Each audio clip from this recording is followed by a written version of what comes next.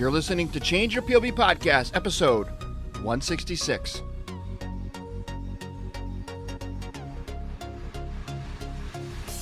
And all I can hear John say is, "That's not odd. That's our room." And I'm like, "What?" And I look down the hallway, and the door is not there. When I say the door is not there, I don't mean the door was ajar. I don't mean the door was left unlocked and was open, or it was even wide open with no one around. The door was fucking gone. Like somebody had ripped it off of the hinges or kicked it in, and it was gone. As we're walking towards the door, like this one cop comes out and goes, "Are you Jeff Adamec?" Change Your POV is dedicated to helping veterans become just as successful out of uniform as they were when they were in. There comes a day for all of us when we take that uniform off for the last time. Fear, anxiety, loneliness, and frustration are all common to us on that day. Douglas MacArthur once said, "The soldier above all others prays for peace, for it is the soldier who must suffer and bear the deepest wounds and scars of war." We can ease these wounds and smooth the scars by simply talking to one another, sharing our stories with each other. There is no bandage, no potion or serum, no pill or drink that can heal the scars of war than simply talking and listening. Hello, folks. Welcome to Change Your POV Podcast. I am your host, Andy Lazary. And I am Jeff Adamec. There we go. See, he picks up quick, folks. Bennett Tanton is on business travel right now for the wonderful Veterans Administration, VA. Veterans Administration? Yes. Many people give that different names, but it is, folks, in fact, the Veterans Administration. So some of the names people give it, you can't actually say in present company. So. Right. So he is on travel, on business. He said he may or may not be able to hop on here. So he's got the link to hop on the Zoom. Like I said, this is our first attempt at doing this Zoom. So for the podcast listeners out there, you're only hearing audio, but we are also recording this for video because we want to include as much as possible in the Patreon page. And folks, before we get too deep into our conversations tonight, I do want to give a huge shout out to this week's sponsor, which is Patreon, the Change Your POV Patreon page. And if you want to know more about that, you can head over to changeyourpov.com/support us. There'll be a page there with a video of Ben and I describing what Patreon is, what it does, and how you can help us. We call it Helping Veterans Who Help Veterans. Right? So it's kind of, brilliant, really. That's really what we're doing. Yeah. Yeah. If you want to help veterans, then give to Patreon. And yeah, so we are including as much unique content over into Patreon page as possible to include, like when we do these shows, I spent not a lot of time, but I spent a good amount of time condensing the audio down, taking out some of the, the blooper reel type stuff and making it more consumable for the listening audience. But over in Patreon, you're going to get the raw deal, man, the blank stares, I forgot what the hell I was saying, like all of it. You're going to get all of it over on Patreon. So if you want to get more in tune with what that is all about, check it out. Love to have you over there. We've got 4 different pledge levels. It's $1 a month, $3 a month, $5 a month, and $10 a month. Ooh. And each pledge level will unlock a completely new set of bonus material. And if you're curious about what additional bonus material there are, you can head over to that page I just mentioned. It'll have a free PDF download. You can pull it up and be able to see all of the bonuses within each of the pledge levels. And again, that's over at changeyourpov.com/support us. All right, Jeff. So tonight we are talking about, we decided to dub this episode So No Shit, There I Was. And, yeah, no shit, there I was. No shit. Hey, there I was not being part of the calendar, offer that you're giving out for the $20 members of the 3 of us, in our different bathing suit pictures. Yeah, we were talking about doing like a Change Your POV calendar, and like I was gonna have like the suspenders one month, and Bennett was gonna have Bennett wrapped up in cellophane. It would just be perfect. Yeah, we're gonna get him like the what do you call it, the Indian warhead thing. Yeah. Yeah. Oh, Tonto or some shit. Yeah.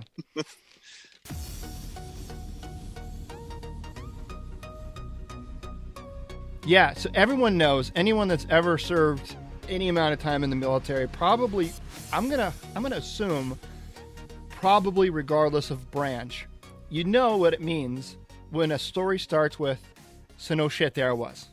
Right? Yeah, no, you're absolutely right. I think the redneck version of that same thing is, hey, hold my beer and watch this. Yes, yeah. That one starts off too. So. Yes. So we've selected kind of, and maybe pre-selected, some are going to be off the cuff, but we selected a few stories to kind of go back and forth.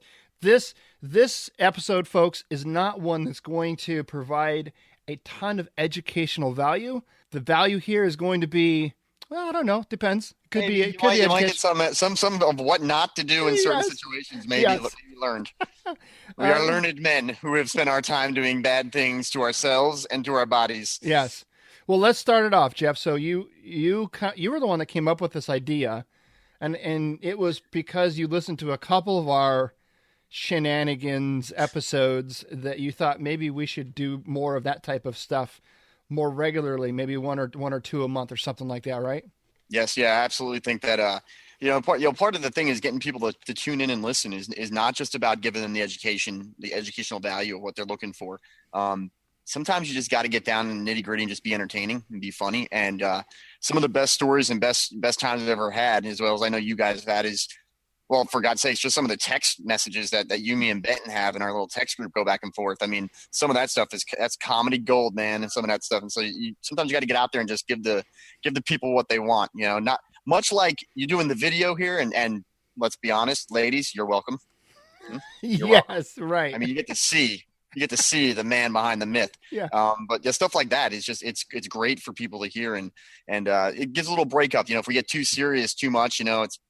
Everyone's looking at once a week. They're listening to all their little funny, podcasts and their radio shows. And it's like, all right, now I got to listen to, I got to get real. And sometimes it's nice to, when you have that one Get Real podcast is actually the one that you go to because there was just some good stuff on there as far as comedy and funny stories and anecdotes and just the interactions that a lot of the veterans miss out on when they get out, that brotherhood of just sitting around and throwing around, fishing stories, if you will, Mm-hmm. all those kind of stuff.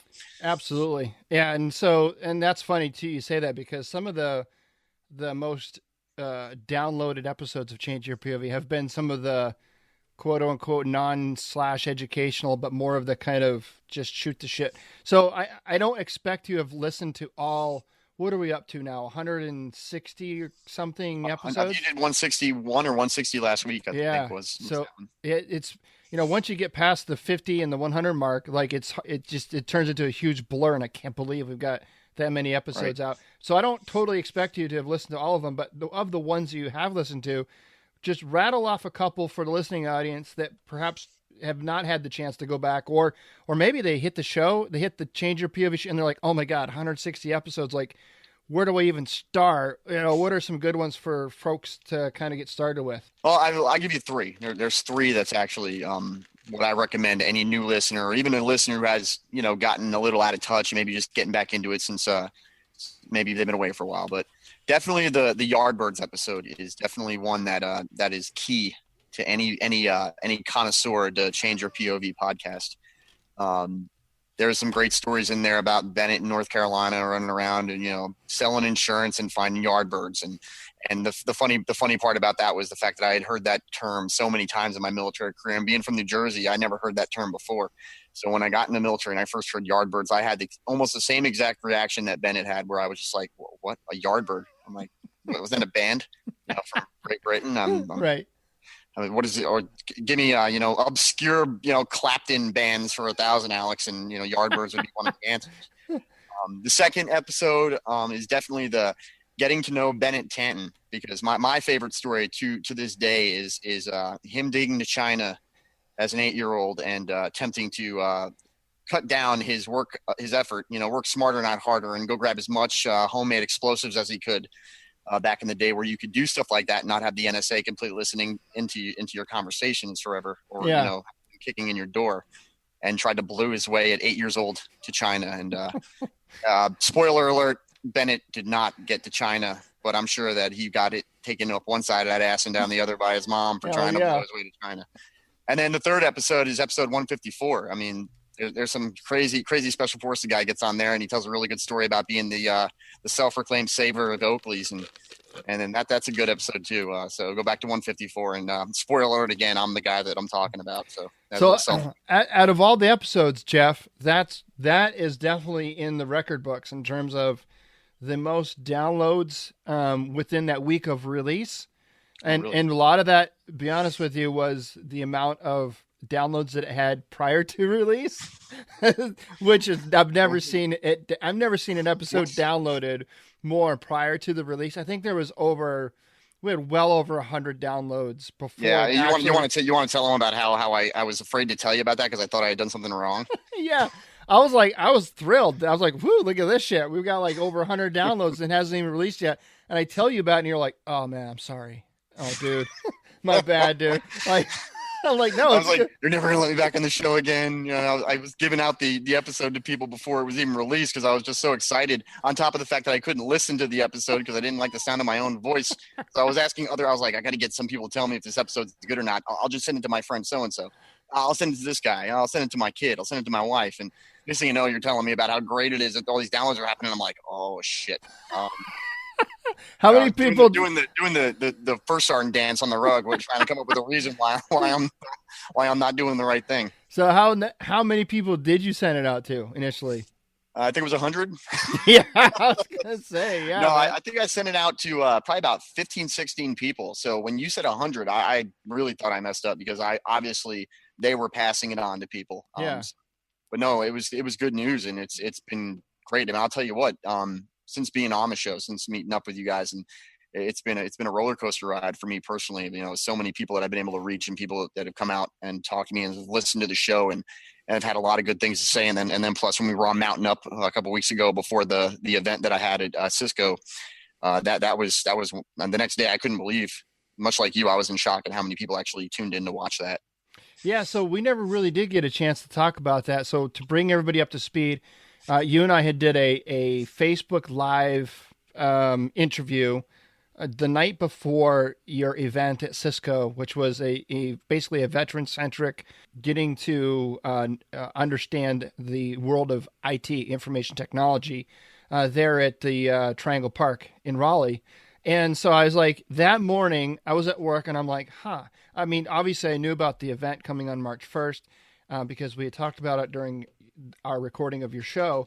And I'm like, what can I do, right, with the leverage of the network that I have and the podcast? Like, what can I do to kind of help, bring as much awareness to this event as I can? And so I literally brainstormed it that day, the day before your event. And I got in touch with you, I think around lunch. I'm like, here's what we're going to do. Like, just say yes, we'll figure it out. And we got on that night and we did I think it was a 30-minute, we advertised ahead of time. I put a little event out there. We got on the Mountain Up Facebook page, which has got about 33,000 members in that group and around that page. And we went live and no real preparation or anything in advance. So we just kind of went through. It went really, really quick. We got a lot of engagement. People came on. And then in order to tie everything in, we offered a discount code to anybody that went to the event at Cisco and found you and told you that they listened or watched the broadcast, and you would give them a code. So other than that, I mean, I know that you said a few people or 4 or 5 people actually kind of found you. It ended up being 7 people total. Really? Okay. So 7 people total.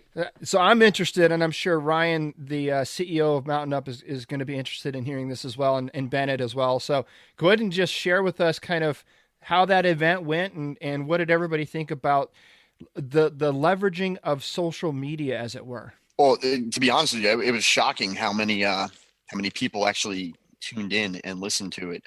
You'll be happy to know that there were quite a few corporate level people at Cisco who had tuned in to listen that night and or had gone back and listened to it later on.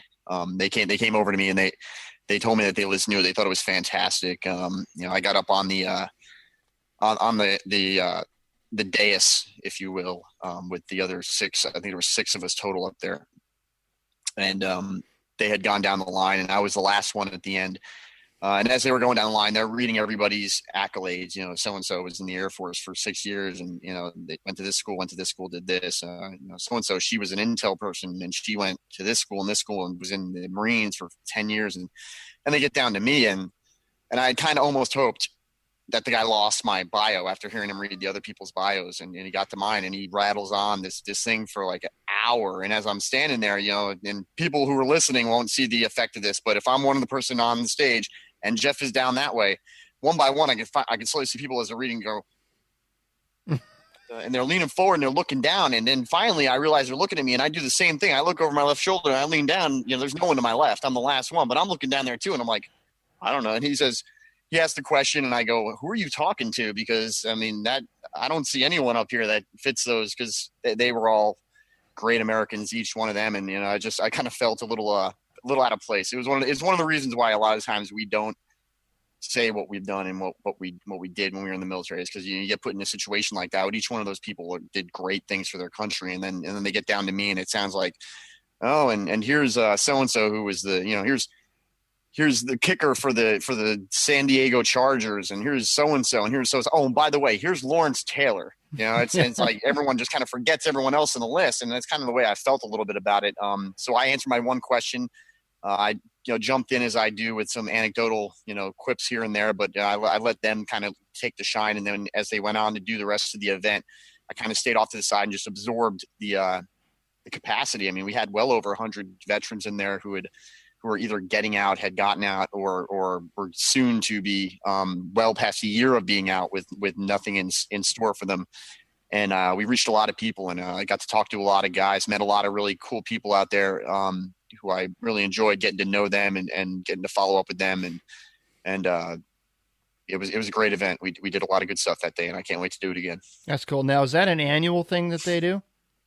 For this, I think this was the first time that they had it at Cisco here. They do it in other spots. I know that they said some of their other veteran initiatives have spawned off from events like this they've had at other places, but I believe this is the first one they had at Cisco in Raleigh. Cool. Well, I keep hearing a lot about the tech, what is it called? The RTP? The Research Triangle Park. There you go. Research area in Raleigh that is sandwiched between, I think, and this, I might be wrong, but this is what I think. I think it's NC State, UNC, and Duke. I think that triangle in that area, they call it the Research Triangle, and there's a lot of science-based initiative and a lot of, you know, obviously what they call the East Coast version of Silicon Valley is all right there. So I mean, I'm definitely in a place where I can't walk around all day being arrogant, because I am probably the least qualified person who works at Cisco to have anything to do with computers. Just last week, I think I learned how to turn one on. So yeah, nice. Yeah, so our good friend Michael J. Penny from Cigars and Sea Stories, who also has a show, a podcast with Bennett Tan. So Bennett is kind of the conduit between Cigars and Sea Stories and Change Your POV. But Michael lives down there in Raleigh, and he works at the Bunker Labs that's down there in RTP. He was there. Was he there? Is he one of the guys that owns Bunker Labs? He works for Bunker. He's like the director. Bunker Labs is there. There was a guy with a black T-shirt on, really broad-shouldered dude. You know, looks like a hipster kind of guy, and really nice dude.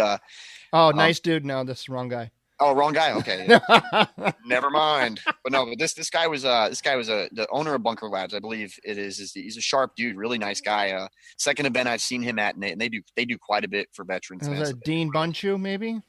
Maybe. Okay. I wouldn't. You know, I don't. I've had here and there conversations with him. All right. Well, yeah. So we're gonna have to kind of get you kind of linked into the Bunker Labs ecosystem down there. It's, yes. I mean, it's right there anyway. So they're doing some amazing things down there. Well, I'd say bravo to them. All the Bunker Labs are doing amazing things. Michael's just part of, because it's more of I think Bunker Labs is kind of like it's like a franchise. I think they've got an office in Chicago. I think they're thinking about putting one in Denver. Of course, they got one down in Raleigh, just all over the place. But the owner's a good story. I remember seeing him for the first time at a different event, and he tells his story there that he had tried multiple times as an entrepreneur to get something going, and nothing really stuck until he got to Bunker Labs. And now I think he's got multiple things that are working for him, but the Bunker Labs thing was really his step into success. And it's a testament to veterans who just don't quit. Yeah. And just because you tell me I can't do something, challenge accepted, here I go. So absolutely. Hell yeah. So, all right, let's get some of these stories going. I know that you had one in top of mind that you were going to share with us tonight, and I've got a couple. So here's the thing, folks. We can talk literally forever on stories like this going back and forth. So we will just share as many stories as we can until we run out of time. So we've got about 35 minutes left to rattle off as many fucked up stories as we possibly can.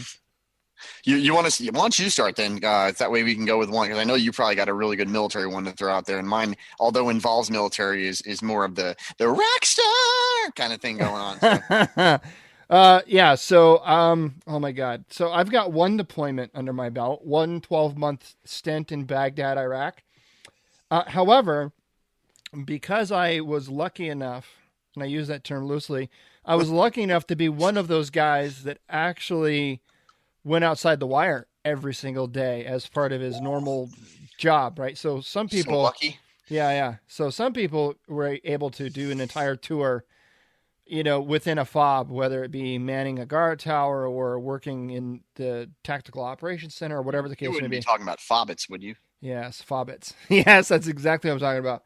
I was not a FOBit. I went back to the FOB to eat, sleep, and we were there early enough back in 0405 where we literally had like 3 phones, so you had to like sign up and you had to wait in line sometimes for hours. That sucks. And we didn't have a lot of times we didn't have hours to wait, and we were on call. We were the brigade QRF, so anytime anything went down, we got spun up. All of the squad leaders had ICOM radios that we had kept on 24/7, and man, we had a section of trucks out on the route and a section of trucks back on QRF on the ready line at all times, and we just kept that rotation going.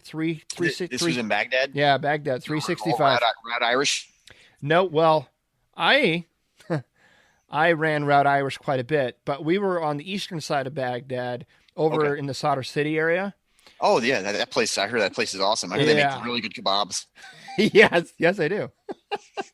All right, so I'll share with you my first no shit there was story, and it has to do with these kebabs you're talking about. No crap. So really. So no that shit. Wasn't planned, people. It wasn't planned. So no shit. There I was. Right.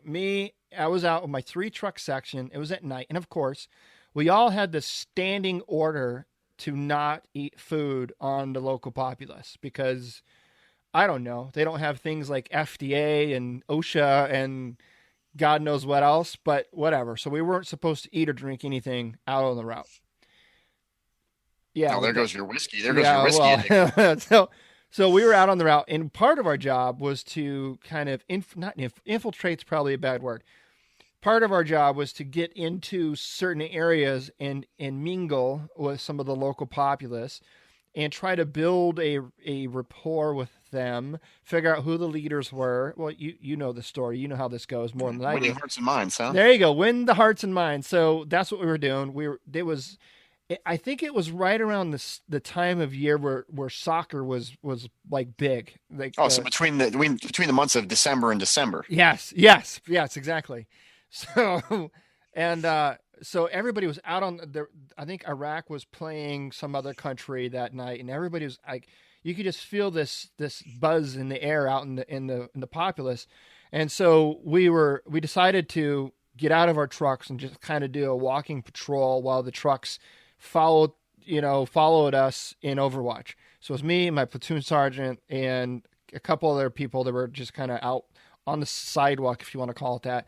And we ran across this local vendor, and I shit you not, literally it was like one of those barbecue cart things that on the wheels, like the mobile barbecue pits. Yeah. And it was one of those. On wheels. Yeah. It was right next to him, though, was the sheep herder. So you literally, you could pick out the sheep you want.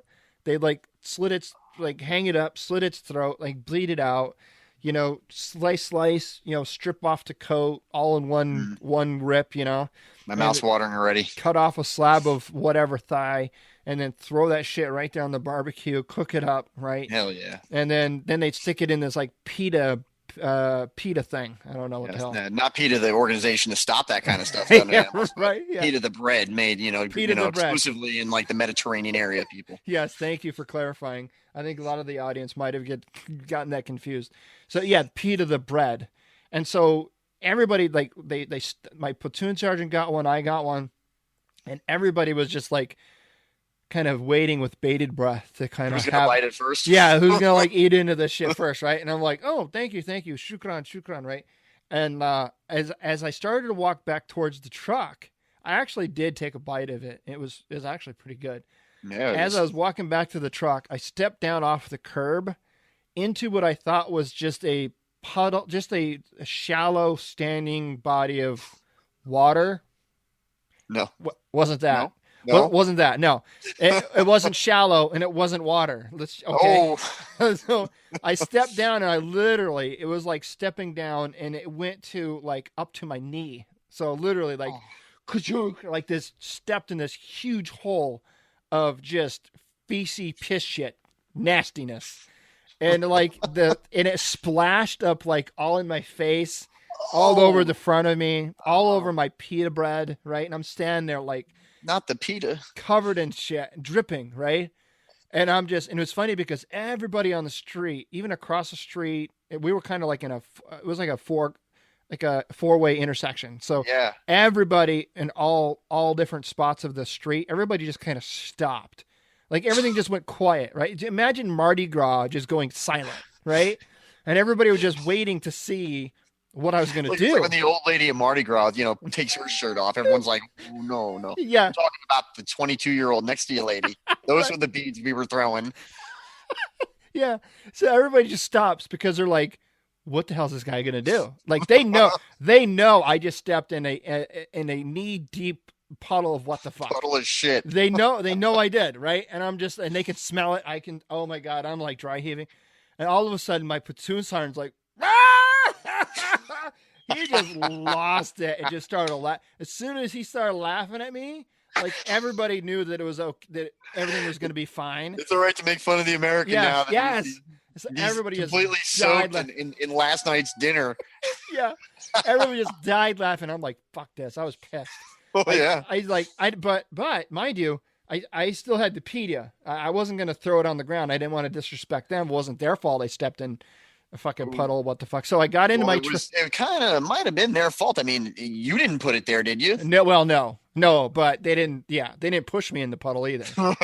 No. So I climbed back into my truck, right, in the TC side of the truck, and I'm just like looking at this PETA, like, what the fuck am I gonna do with this thing now? and all of a sudden, was the commander sitting next to you? Because I'd have been like, sir, you want this? No, he wasn't out. My lieutenant didn't come out. So all of a sudden, my driver's like, what the fuck's that smell? I'm like, shut the fuck up. Seriously, man, what the fuck's that smell? I'm like, just let's go. He's like, Sergeant, what the fuck's that smell? We're not going anywhere until I don't give a damn if they start like raining down plunging fire from friggin' I don't think it give a shit if they've taken over us. Puff the magic dragon and they're shooting. We're not going anywhere, Sergeant. You tell me what that fucking smell is. So of course, me and my driver having this conversation. My gunner, he doesn't hear this. All of a sudden, in between the he dips his head down. He goes, "What's that smell?" I'm like, "Fuck!" I was like, "I stepped in shit." All right. He goes, "Stepped in it. That's it. Just stepped." And I was like, I threw the PETA down in the floorboard of my truck, and we just left. And all of a sudden, my call sign was Rogue 1, and my platoon sergeant's call sign is Rogue 16. And all of a sudden, we're starting to roll. He's back in his truck now. I'm lead truck. He hops on. All I hear is beep. Rogue 1, this is 16. How you doing up there? I'm just like, fuck you, man. I was so pissed. So, and you know the entire battalion and everyone back in the talk is listening to it. So you can't go back and be like, fuck you, dude. Yeah, right. Yeah, and this was right at the beginning of our patrol, so I literally had to sit. Oh, you had to go through the whole patrol, yeah. And then you can't really go back and say anything because you guys were on orders not to eat any of the locals. Yes, exactly. So it's not like you can say, "Oh, we stopped for a quick kebab," and well, Lazarus got the shit bob, is what he got. He got completely shit covered. So I got a very small taste of this whatever the fuck this was. The food you got to taste the of. goat pita. Yeah, that was it. Cool. But yeah, what you stepped in. Oh my god, dude, it was rough. Oh god. So that's my story, and I just got an alert that says that we've only got 8 minutes of record time on the Zoom free plan, okay. which I didn't know that there was such a time limit. Wonderful. So we got 8 minutes. Start my story, and if we have any issues, we can just get back on and then record this for the rest of the podcast portion. Well, what we could do is my audio is recording for the podcast, so we can continue with our stories. Will they kick me off here without the free time or just recording? Oh, I'm getting that same thing too. Look at that. Recording. Are you? Oh, yeah. I bet you it'll stop. So we'll have to. But that's fine. If it does, we'll just call in on Skype and finish it there. I'm sure that. Perfect. That'll work. But anyway, so it was 7 minutes. That's. Okay. So tell a shorter story if you can't get that other one out in 7 minutes. A shorter story? Okay, well, covered in shit. So during the invasion of Iraq, this is well after the events that had been so lauded in the history of 3rd Special Forces Group of the Battle of Adamec Pass. But we were in, give me a second, I think it was Kirkuk. Mm-hmm. Might have been Kirkuk. I think we were in Kirkuk. And the Marines, Bennett should like this, that the MEU had just flown in like the day before and are completely ruining everyone's lives with their, taking down an already taken airfield with their combat tactics while we're sitting around a fire drinking Dr. Pepper. You're like, which way is the enemy? I don't know, about 600 miles south. You're like, guys, you're late to the party. This is already done. This shit's been going on for like 2 months, bro. Come on. Yeah. Anyway, so we go out the next day for a random patrol. Now, I had been on and off bouting some real bad dysentery. If you really want to, Hell yeah, let's be honest. We got shit on our minds. We'll yeah, talk there about you go. Dysentery Shit in your pants. Yep. So, and I was a young E5, brand new to the team, so I was still in the position of, shut up and don't talk and just stand up there and be in the turret. So I'm in the turret on the Mark 19 gun, and for the mission we were out on, which was just to go out and like win hearts and minds, a lot of the same thing, go out and talk to the local public. But the Marines were getting ready to move into a certain location, so they wanted us to be like a blocking force and trying to get the mass public away from them and towards us, because everyone knew that we're the ones who give out the free stuff. Right. The Marines are one to shoot at people who throw things at them. So we were like, let's not get them to throw stuff. We'll just go out and hand out some free shit. Yeah. So we're out there handing out some free stuff, and like I said, I'd lost like 15 pounds. I'm just pissing out my ass like every couple hours. It was bad. I'm sure everyone that's been deployed has had this at one point or another, but I was having it at the worst possible time. I'm standing up there in the turret, and I'm starting to get the bubbles. I mean, it's really starting to, I'm getting the vapors, starting to get weepy. I'm like, oh God. And the chief warrant officer for the team, he's like, his name is Mr. Parker. Real nice black Southern guy. He's like, Jeff, why don't you just drop up down there from there and just go over there into the weeds, man? Release the poison. I'm like, yeah, Chief, I think I'm probably gonna have to. So one of the other guys gets up in the turret. I go down there, completely forget the toilet paper, by the way. Oh yes. No baby wipes, no toilet paper, and I crawl down this embankment. It's going down towards this, what I think is just some low ground. Well, I get down there, and I've got myself where I took down the old mortar stakes, the red and white mortar stakes. Well, being a 18 Bravo, I was had mortar stuff in the back of the truck. So I grabbed one of the mortar stakes. I stick it in the ground in front of me because it's in such a steep embankment where I could stick it in the ground. I grab onto that. I'm holding onto it, and I'm just letting loose. And as I'm letting loose, and it's bad. I mean, it's really bad. I'm like moaning and making noise, and all I hear is all these people laughing. And I mean, I don't know where all this laughing's coming from.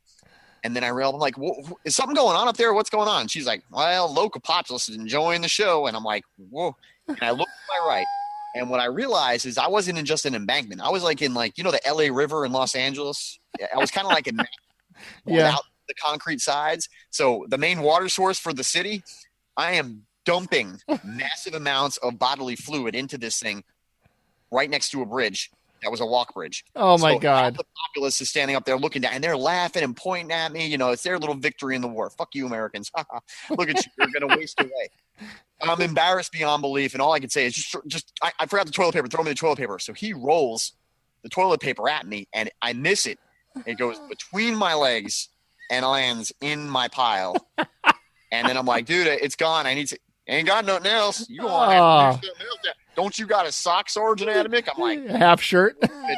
So I half shirted, man, and I came up looking like it came up looking like an 80s, like an 80s friggin' stud from an 80s movie, like the bully guy with the half cut off shirt, walking up. And, it's all I can hear in my head is hear a montage. You're the best around. And I got my shirt cut off, completely messed up into the water source. Hell yeah. Like the next 2 weeks, every time we drove out, there was not a person in that entire fucking city who did not know who I was. And be like, hey, Mr. Shit in Water.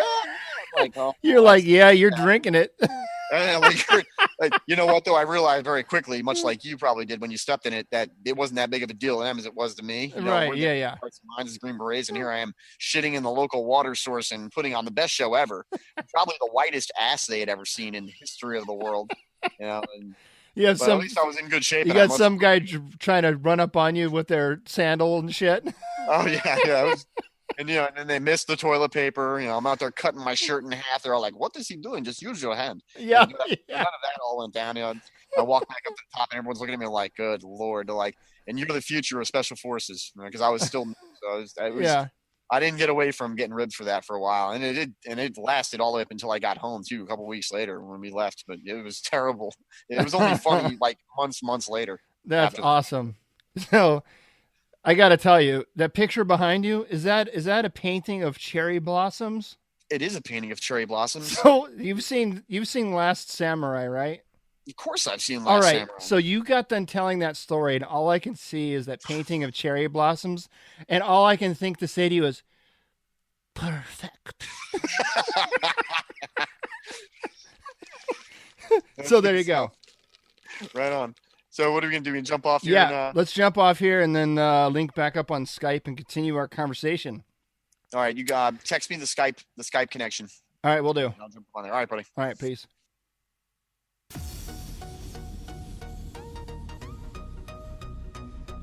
All right, so you've got another story. Go ahead and you shared it with me. You sent it to me in an email, kind of a synopsis version of it. Yeah, I think it's going to be an excellent story. So wherever you want to pick up, my friend, you go ahead and do so. Well, let's start off by saying some of the names in this story have been changed for the protection of the innocent, and also so that this individual doesn't come by and drop a giant lawsuit on Eddie for defamation of character, even though this is kind of rock and roll, as much as rock and roll can be. So, and as long as you use the word allegedly a lot, then we should be covered. Oh yeah. Well, I'm just going to change his name completely. Okay. And that way, there is no alleged. If there is a Rick Stoneman out there who is a rock star, sir, I'm not talking about you. I just wanted to use Rick Stoneman because RS is the initials for rock star. So that's why I went with that name. Nice. But okay. Also, just as also another caveat, there is no correlation between the actual name and Rick Stoneman. So don't all you conspiracy theorists and truthers start trying to put together the anagram, or he wrote it backwards, or there's some kind of it's this many syllables. No, Rick Stoneman is as far away from the person's real name. And although it sounds like Rick Springfield, it's not, because it's not the kind of stuff I would be listening to. And this is somebody that I know very well. But getting into it. So I was in Ranger Battalion as we've talked about before, years and years ago. And I was away from Ranger Battalion, and I was actually at Fort Benning, Georgia, going through training with a bunch of the other Rangers that I was stationed with. And we had just finished up one portion of training, and we had a long weekend that was ready to go into another portion of training.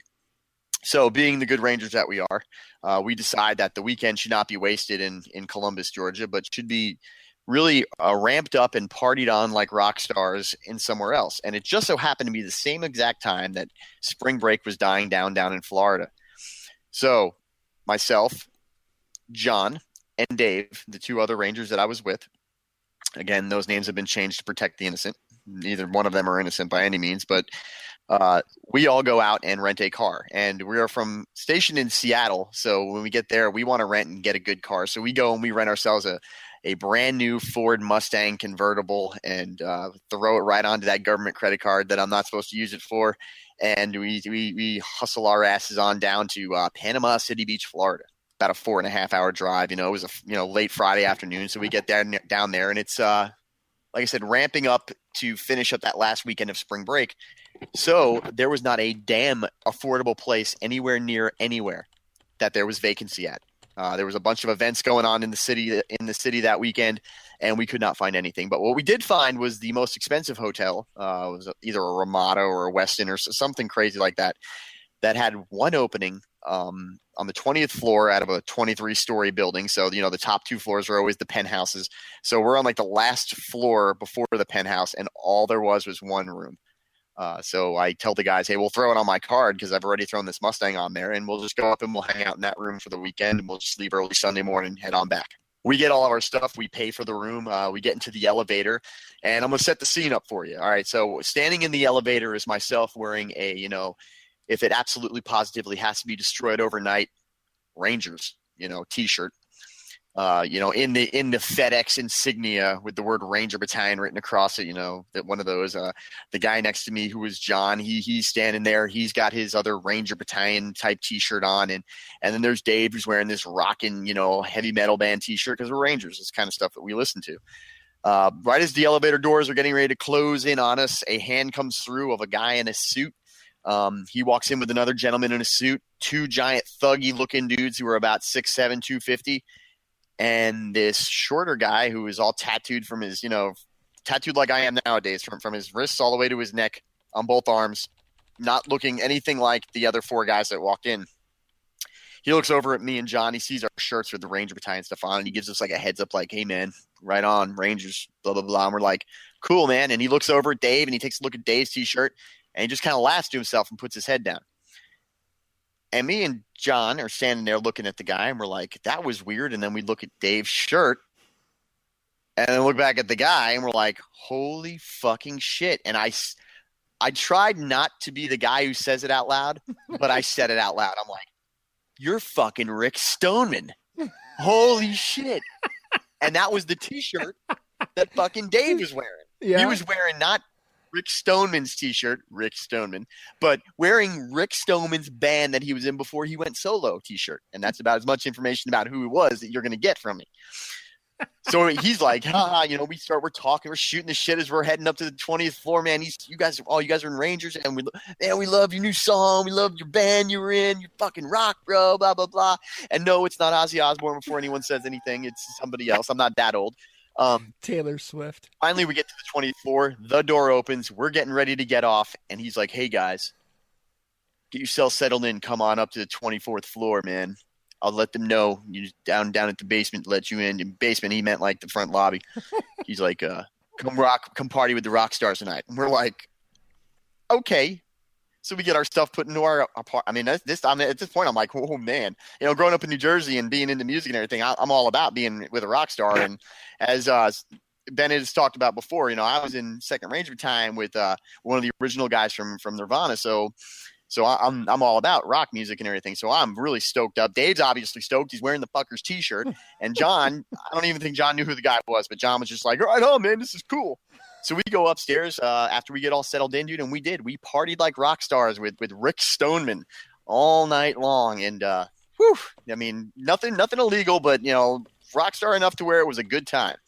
It was him, his, the band, his people, a bunch of like strap hangers that, I think the band that was opening, because he was playing in Panama City Beach that next day. I think the band that was opening up for him was all there, and it was, booze and broads and a night full of rock, we get to bed and wake up about 11 o'clock, which is late for Rangers, but that was good enough for us.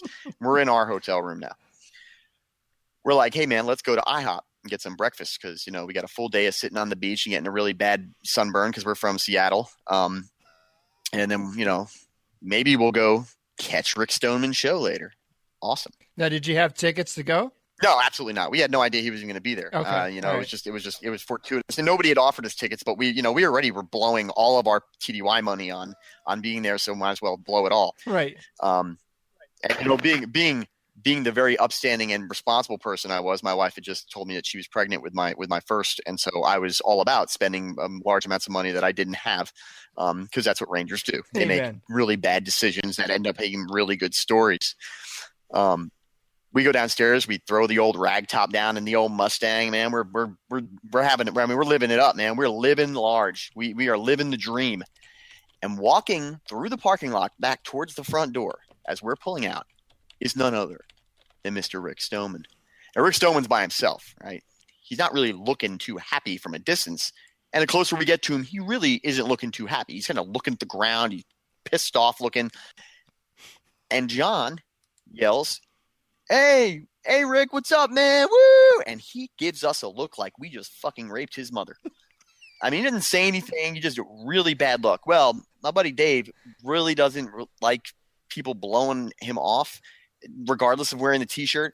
And Dave, in the purest and most reasonable manner that Dave could muster, utters the words at the top of his lung, well, fuck you, Rick Stoneman. Fuck you in the ass. No. And I'm like, oh, yeah. Oh, yeah.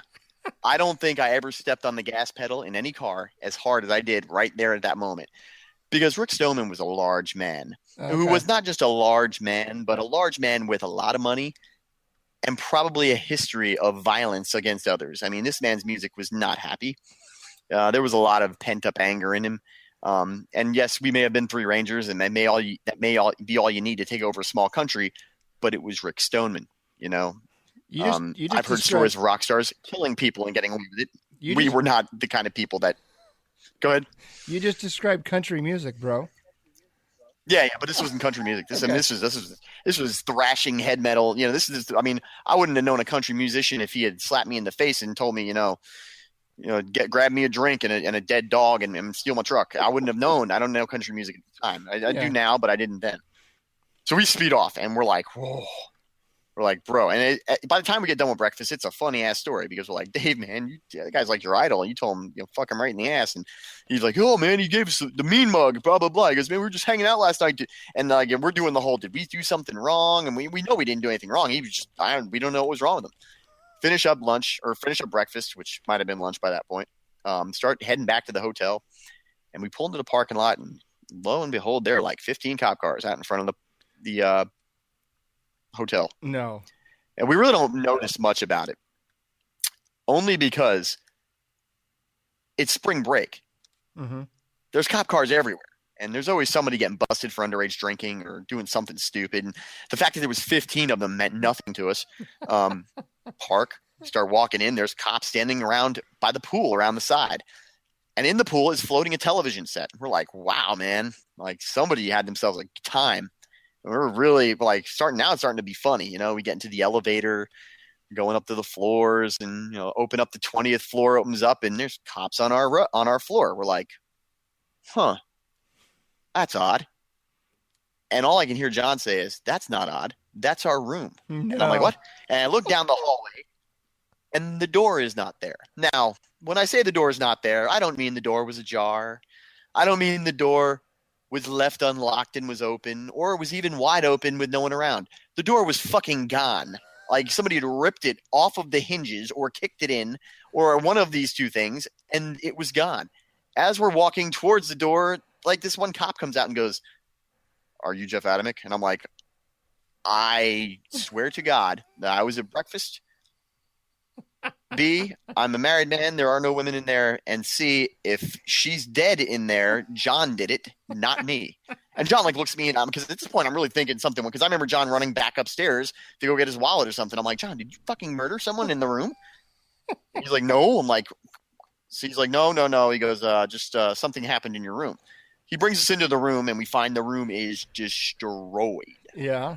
I mean, the shit is ripped off the walls. The TV was thrown over the balcony into the pool, and there was this overwhelming smell of urine on everything. And I'm like, is that piss? Do I smell piss? And he goes, yeah, whose bag was that was on the bed? I'm like, that was my bag. He goes, yeah, he pissed on your bag. I'm like, oh, that's great. Who is he that's done all this? As if I had not been able to put it together on my own. And right. He goes, well, Rick Stoneman did it. And I'm like, perfect. Oh. Perfect. I'm like, don't bag that up as evidence. I don't want you to throw that out. I'm keeping that. And they're like, why? I'm like, because Rick Stoneman pissed all over my clothes. I'm like, if that's not rock and roll, there's nothing is. Yeah.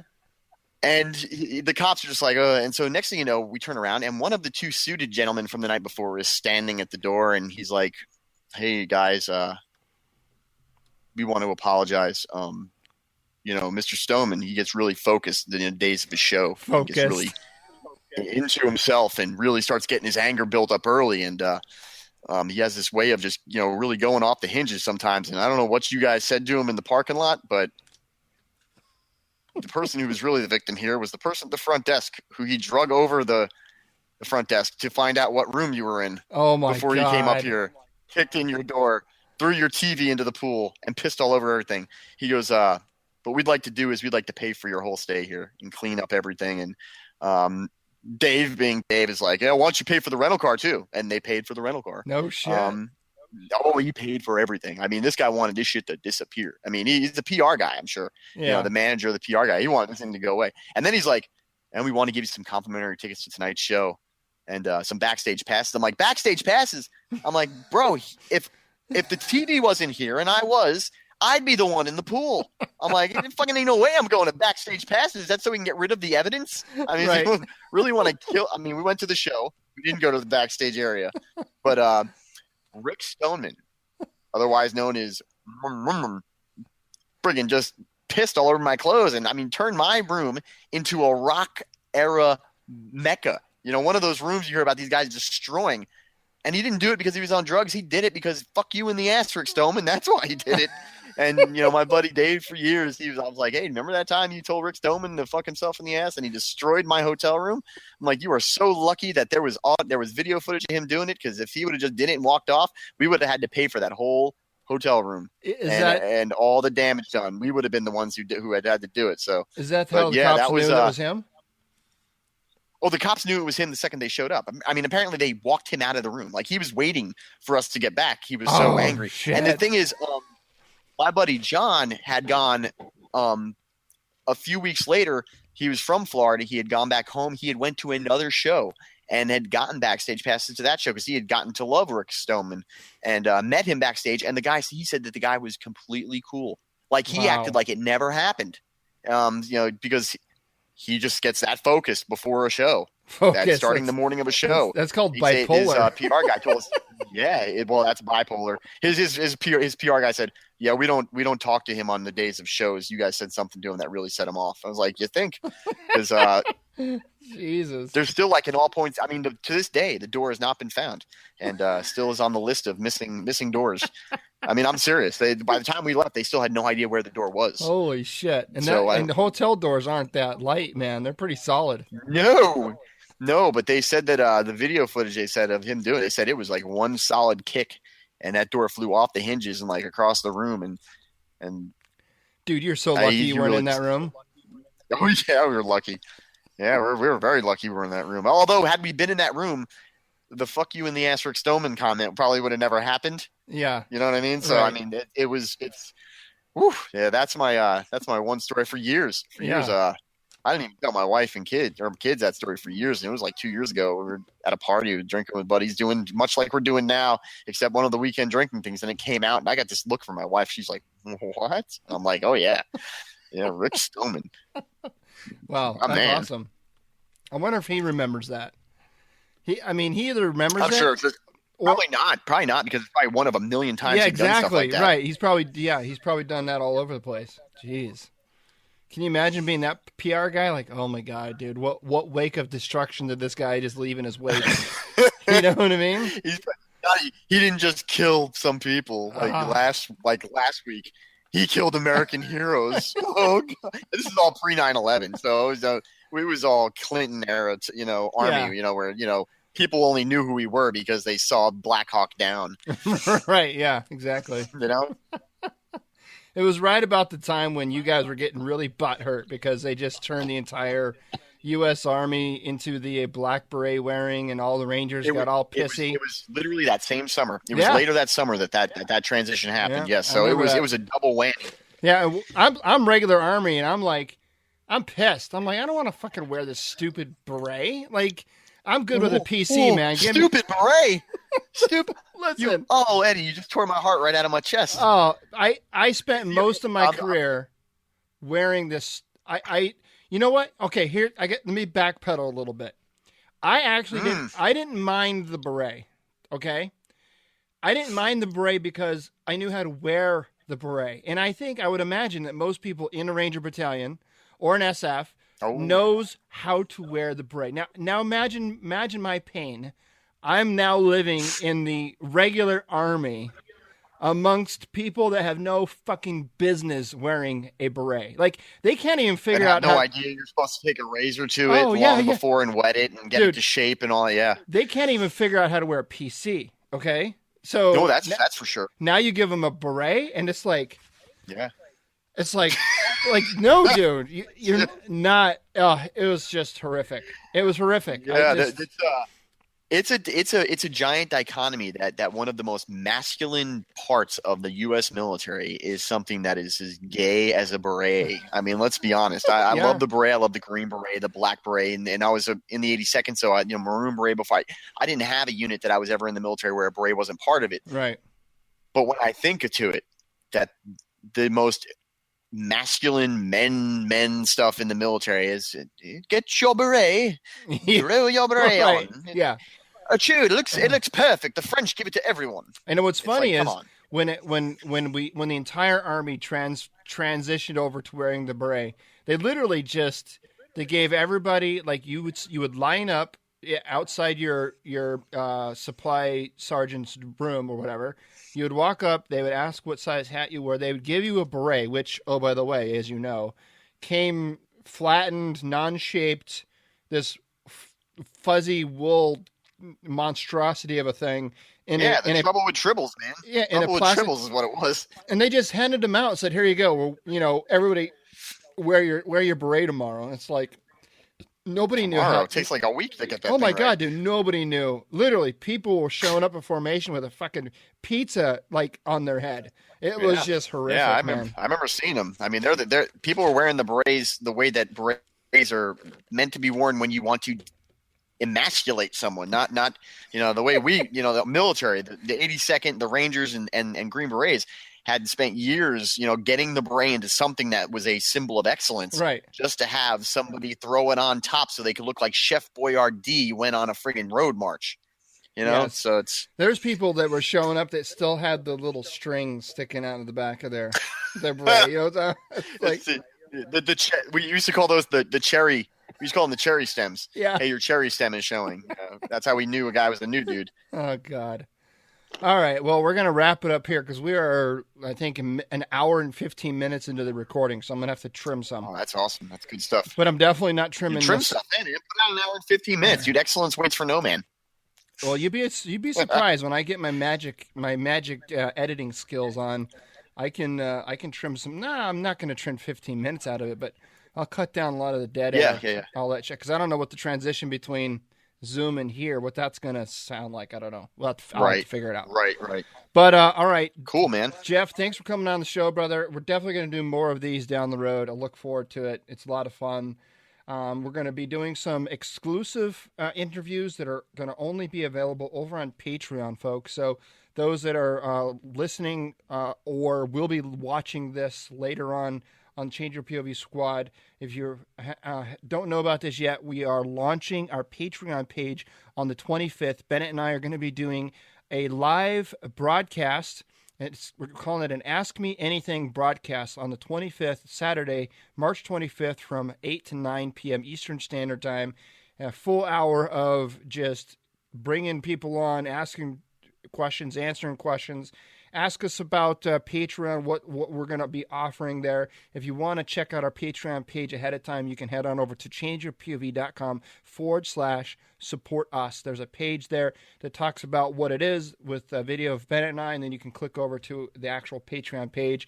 And what we're doing is we're looking for people to back and support Change Your POV Podcast so we can start paying for things like Zoom and other things so we can bring additional content to you, the listener, and / the observers. We want to bring some more video footage to everybody to kind of bring a different element. Some people listen to podcasts. Other people would rather consume material on Facebook or YouTube or wherever.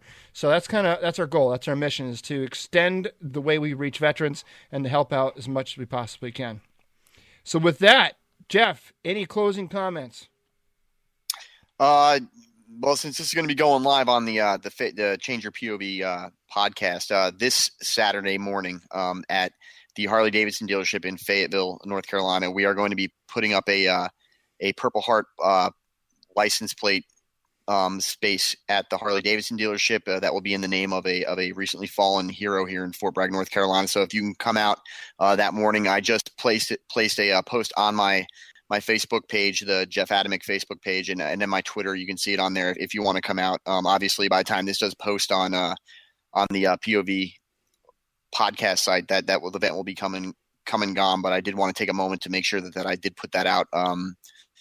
A very good friend of mine named Enrique, Rick, as we know him. Ricky, he runs a business where he goes and puts out Purple Heart license plate positions all over Fayetteville, like Purple Heart parking, and he puts them in the names of fallen brothers and sisters. So he does a lot of good work with that, and we'll be out there this weekend doing that.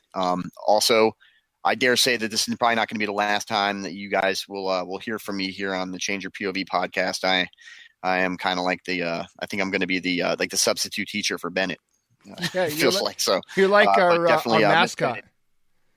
I do. I'm like the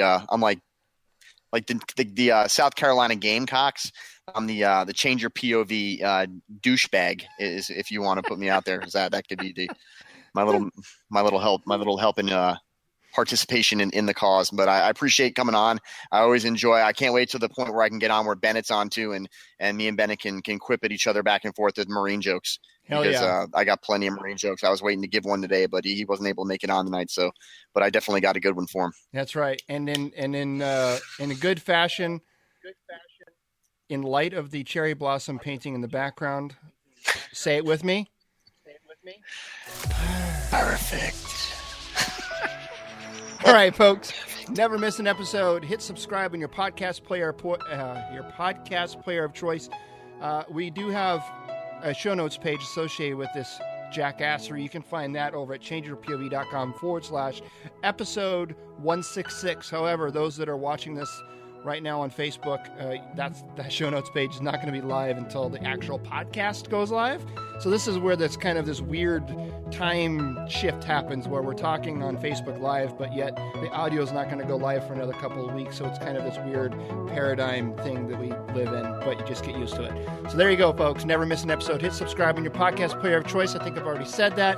We have a lot more great content headed your way. And of course, come be a part of this fantastic community at Change Your POV Squad. And if you're watching this, you're already a member of it. Share it with your friends. Get more people over onto the page. We've got a lot of great discussions happening here. Jackassery happens here as well. Everywhere we go, Jackassery seems to follow us.